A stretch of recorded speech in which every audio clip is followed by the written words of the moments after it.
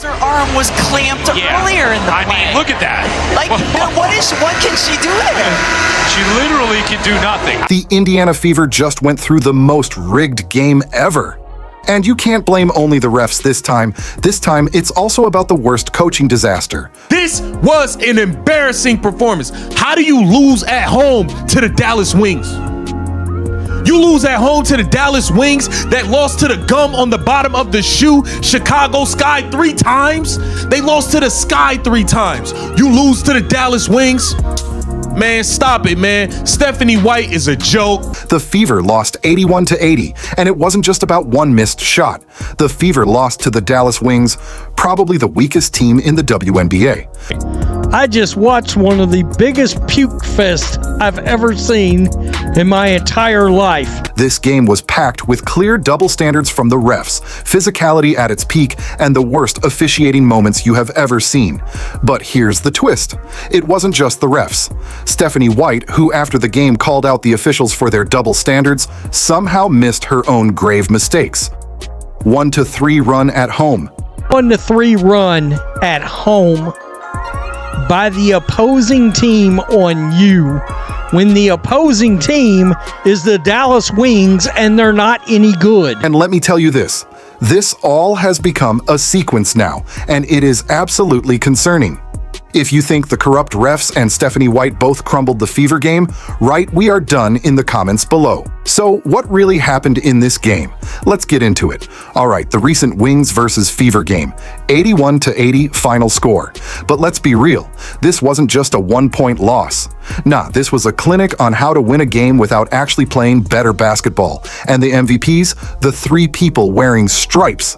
Guys, today it's bad enough when you have the referees being so incompetent, so inconsistent, clearly calling things one way for a certain player and calling it another way for another player.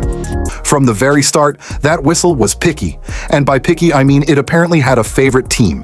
Paige Buchers, who often received superior whistle treatment, shoves off to get space.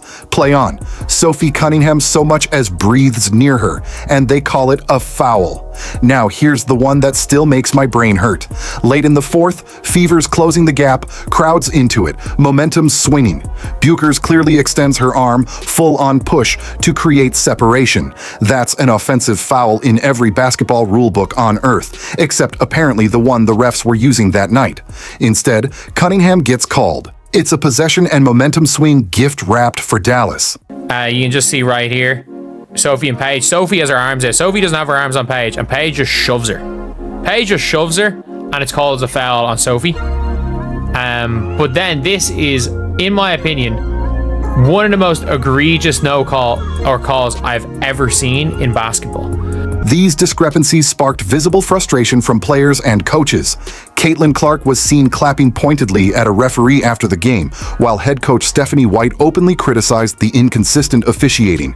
According to critics and fans, these calls disrupted the Fever's momentum and played a significant role in their narrow 81-80 loss. Indiana fought all the way back from 17 down, went on a huge 19-3 run, and still came up 1 point short. And when you watch it back, it's not a mystery why. Every time the Fever started heating up, the game got interrupted because this court wasn't level. It was tilted. And guess which way? Yeah, straight toward the Wings bench. But if you thought the refs were the only problem on August 12th, think again. The Fever had another issue, and she was standing right on the sideline. Yes, Stephanie White. We don't call a timeout at the first case, we don't call a timeout at the second instance, and we don't call a timeout the third time. Instead, we wait until the last possible second to call a timeout. Let's start with the ending. The Fever are down by 1, and Natasha Howard grabs a rebound. The clock is ticking. This is where you expect your coach to call a timeout instantly, set up a killer play, and give the team a real shot at the win. Instead, we wait and wait until there's about 1.7 seconds left. At that point, what are you even drawing up? A miracle? Because that's all you've got time for. Then there's the player rotations. Lexi Hull, who's been a spark earlier this season, barely sees the court. Meanwhile, players who haven't really gelled with the lineup yet are getting heavy minutes. The result? Less spacing, shaky defense, and a team that looks like it just met in the locker room before tip-off, and the adjustments, or lack of them. The Wings were aggressive all night, the officiating was all over the place, and the Fever's game plan was pretty much the same from start to finish. In the final quarter, when urgency was everything, the offense felt slow and predictable. Even the timeouts earlier in the game were mistimed. Dallas would go on a run, momentum swinging their way, and instead of stopping the bleeding, White let it play out. By the time the timeout came, the damage was already done. Now, let's be honest, this isn't the first time I've seen White's system fumble around when stars aren't clicking or are injured. Caitlin Clark's been sidelined for nearly 20 games this season. That's right, 20. And instead of reshaping the offense around the team's strengths, White often tries to squeeze everyone into the same rigid framework. When your coaching decisions cost you flow in close games, it's not just inefficiency, it's a pattern, and it's costing the team more than it's gaining.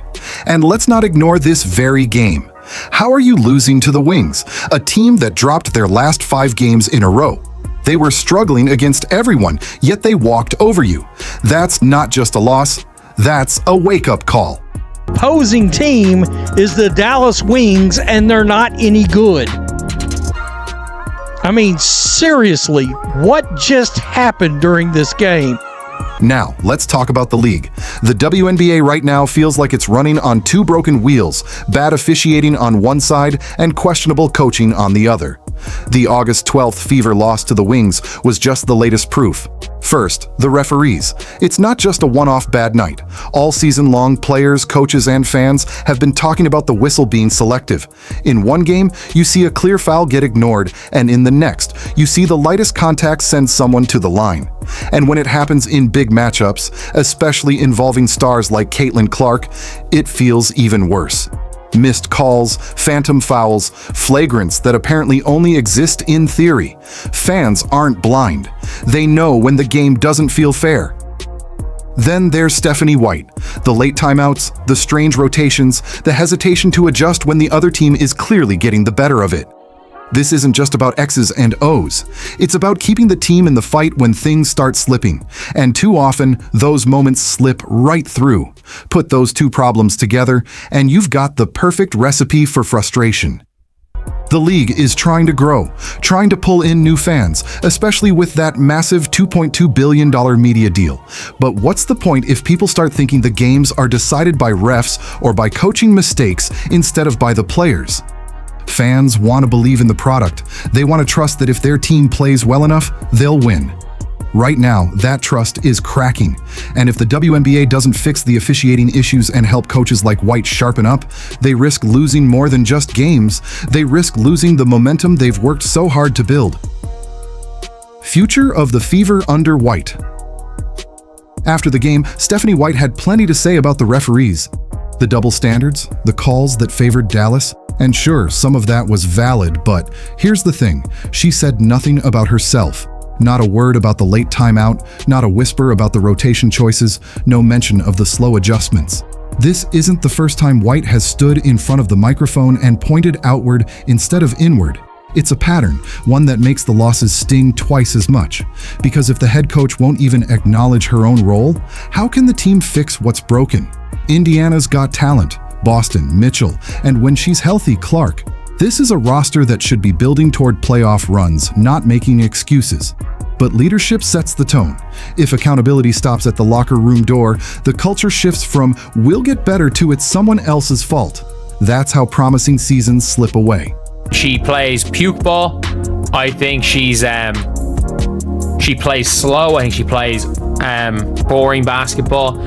I think she often gives players too much of a leash when she shouldn't.